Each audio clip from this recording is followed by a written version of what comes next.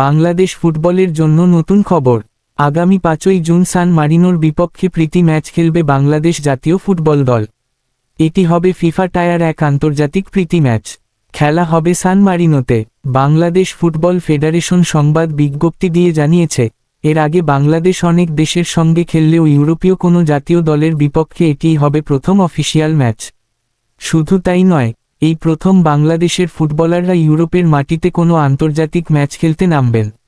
2001 সালে ভারতের কোচিতে millennium super সকার কাপে ইউরোপের দুই দেশ বসনিয়া অ্যান্ড হার্জেগোভিনা ও যুগোস্লোভিয়ার বিপক্ষে দুটি ম্যাচ খেলে বাংলাদেশ। ওই দুটি ম্যাচও ফিফার তালিকাভুক্ত ছিল।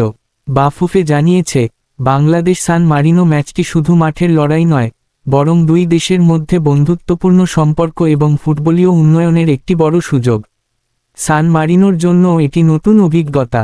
নিজেদের ফুটবল ইতিহাসে তারাও প্রথমবারের মতো কোনো এশীয় দেশের মুখোমুখি হবে।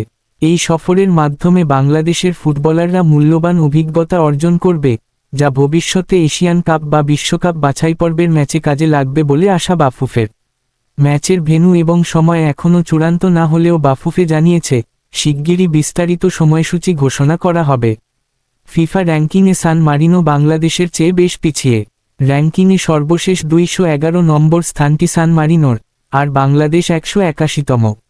নিজেদের চেয়ে শক্তিশালী দলের সঙ্গে প্রীতি ম্যাচ খেলার কথা এতদিন বলে আসছিল বাফুফে। কিন্তু এবার এমন এক দলের সঙ্গে খেলতে যাচ্ছে, যারা আন্তর্জাতিক ফুটবলে বাংলাদেশের চেয়েও 30 ধাপ পিছিয়ে। সান মারিনো ইউরোপের একটি ছোট দেশ।